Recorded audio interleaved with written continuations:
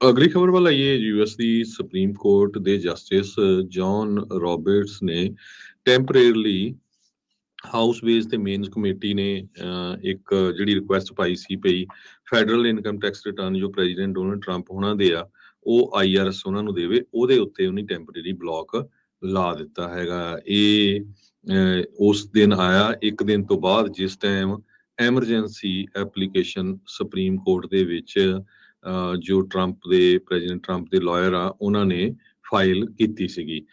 Federal ਜੱਜ ਨੇ ਪਹਿਲਾਂ ਆਰਡਰ ਕਰ ਦਿੱਤਾ ਸੀ ਵੀ ਆਈਆਰਐਸ ਪ੍ਰੈਜ਼ੀਡੈਂਟ ਟਰੰਪ ਦੇ ਟੈਕਸ ਰਿਟਰਨ ਨੂੰ ਵੇਜ਼ ਐਂਡ ਮੀਨਸ ਕਮੇਟੀ ਦੇ ਜੋ ਮੈਂਬਰਸ ਹੈਗੇ ਆ ਉਹਨਾਂ ਨੂੰ ਕਾਪੀ ਦੇਵੇ ਤੇ ਕਿਉਂਕਿ ਉਹਨਾਂ ਨੇ ਆਡਿਟ ਕਰਨਾ ਹੈਗਾ ਪ੍ਰੈਜ਼ੀਡੈਂਸ਼ੀਅਲ ਟੈਕਸ ਰਿਟਰਨ ਦੀ ਜੋ ਇਨਫੋਰਮੇਸ਼ਨ ਹੈਗੀ ਉਹਦੇ ਬਾਰੇ।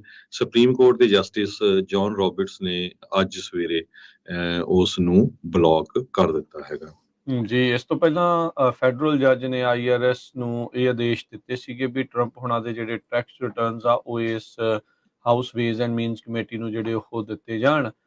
ਉਹਨਾਂ ਨੇ ਕਮੇਟੀ ਨੇ ਮੰਗ ਕੀਤੀ ਸੀ ਵੀ ਸਾਨੂੰ ਏਜੰਸੀ ਤੋਂ ਇਹ ਜਿਹੜੇ ਦਸਤਾਵੇਜ਼ ਚਾਹੀਦੇ ਨੇ ਇੱਕ ਜਿਹੜੀ ਪ੍ਰੋਬ ਆਡਿਟ ਜਿਹੜੀ ਚੱਲ ਰਹੀ ਆ ਉਸ ਦੇ ਜਿਹੜੇ ਉਹ ਬਾਬਤ। ਸੋ ਅੱਜ ਟਰੰਪ ਉਹਨਾਂ ਨੂੰ ਕੁਛ ਰਾਹਤ ਜਿਹੜੀ ਇਸ ਦੇ ਵਿੱਚ ਮਿਲੀ ਆ। ਇਹ ਬਹੁਤ ਚਿਰ ਤੋਂ ਲੰਮੀ ਚੌੜੀ ਜਿਹੜੀ ਆ ਬੈਕ ਐਂਡ ਫੋਰਥ ਜਿਹੜੀ ਉਹ ਇਸ ਟਾਈਮ ਦੇਖੀ ਜਾ ਰਹੀ ਹੈਗੀ ਆ।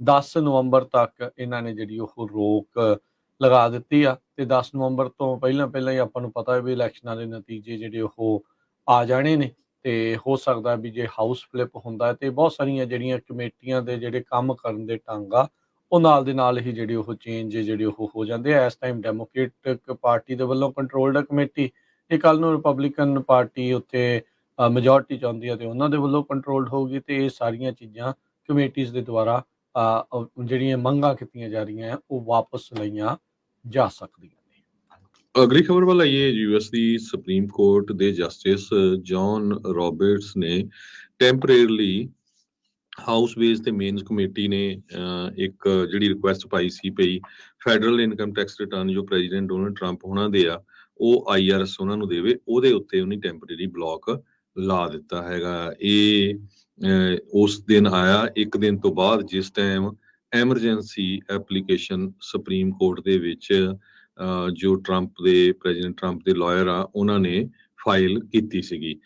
ਫੈਡਰਲ ਜੱਜ ਨੇ ਪਹਿਲਾਂ ਆਰਡਰ ਕਰ ਦਿੱਤਾ ਸੀ ਵੀ ਆਈਆਰਐਸ ਪ੍ਰੈਜ਼ੀਡੈਂਟ ਟਰੰਪ ਦੇ ਟੈਕਸ ਰਿਟਰਨ ਨੂੰ ਵੇਜ਼ ਐਂਡ ਮੀਨਸ ਕਮੇਟੀ ਦੇ ਜੋ ਮੈਂਬਰਸ ਹੈਗੇ ਆ ਉਹਨਾਂ ਨੂੰ ਕਾਪੀ ਦੇਵੇ ਤੇ ਕਿਉਂਕਿ ਉਹਨਾਂ ਨੇ ਆਡਿਟ ਕਰਨਾ ਹੈਗਾ ਪ੍ਰੈਜ਼ੀਡੈਂਸ਼ੀਅਲ ਟੈਕਸ ਰਿਟਰਨ ਦੀ ਜੋ ਇਨਫੋਰਮੇਸ਼ਨ ਹੈਗੀ ਉਹਦੇ ਬਾਰੇ। ਸੁਪਰੀਮ ਕੋਰਟ ਦੇ ਜਸਟਿਸ ਜੌਨ ਰੌਬਰਟਸ ਨੇ ਅੱਜ ਸਵੇਰੇ ਉਸ ਨੂੰ ਬਲੌਕ ਕਰ ਦਿੱਤਾ ਹੈਗਾ। ਜੀ, ਇਸ ਤੋਂ ਪਹਿਲਾਂ ਫੈਡਰਲ ਜੱਜ ਨੇ ਆਈਆਰਐਸ ਨੂੰ ਇਹ ਆਦੇਸ਼ ਦਿੱਤੇ ਸੀਗੇ ਵੀ ਟਰੰਪ ਹੁਣਾਂ ਦੇ ਜਿਹੜੇ ਟੈਕਸ ਰਿਟਰਨਸ ਆ ਉਹ ਇਸ house ways and means committee ਨੂੰ ਜਿਹੜੇ ਉਹ ਦਿੱਤੇ ਜਾਣ।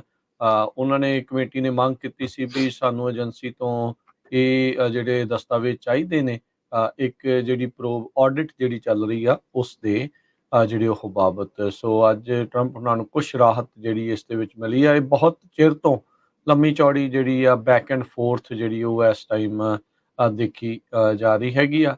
10 ਨਵੰਬਰ ਤੱਕ ਇਹਨਾਂ ਨੇ ਜਿਹੜੀ ਉਹ ਰੋਕ ਲਗਾ ਦਿੱਤੀ ਆ ਤੇ 10 ਨਵੰਬਰ ਤੋਂ ਪਹਿਲਾਂ ਹੀ ਆਪਾਂ ਨੂੰ ਪਤਾ ਹੈ ਵੀ ਇਲੈਕਸ਼ਨਾਂ ਦੇ ਨਤੀਜੇ ਜਿਹੜੇ ਉਹ ਆ ਜਾਣੇ ਨੇ ਤੇ ਹੋ ਸਕਦਾ ਵੀ ਜੇ ਹਾਊਸ ਫਲਿਪ ਹੁੰਦਾ ਤੇ ਬਹੁਤ ਸਾਰੀਆਂ ਜਿਹੜੀਆਂ ਕਮੇਟੀਆਂ ਦੇ ਜਿਹੜੇ ਕੰਮ ਕਰਨ ਦੇ ਢੰਗ ਆ ਉਹ ਨਾਲ ਦੇ ਨਾਲ ਹੀ ਜਿਹੜੀ ਉਹ ਚੇਂਜ ਜਿਹੜੇ ਉਹ ਹੋ ਜਾਂਦੇ ਆ। ਇਸ ਟਾਈਮ ਡੈਮੋਕ੍ਰੇਟਿਕ ਪਾਰਟੀ ਦੇ ਵੱਲੋਂ ਕੰਟਰੋਲਡ ਕਮੇਟੀ, ਇਹ ਕੱਲ ਨੂੰ ਰਿਪਬਲਿਕਨ ਪਾਰਟੀ ਉੱਥੇ ਮੈਜੋਰਟੀ ਚਾਹੁੰਦੀ ਹੈ ਤੇ ਉਹਨਾਂ ਦੇ ਵੱਲੋਂ ਕੰਟਰੋਲਡ ਹੋਊਗੀ ਤੇ ਇਹ ਸਾਰੀਆਂ ਚੀਜ਼ਾਂ ਕਮੇਟੀਜ਼ ਦੇ ਦੁਆਰਾ ਜਿਹੜੀਆਂ ਮੰਗਾਂ ਕੀਤੀਆਂ ਜਾ ਰਹੀਆਂ ਉਹ ਵਾਪਸ ਲਈਆਂ ਜਾ ਸਕਦੀਆਂ।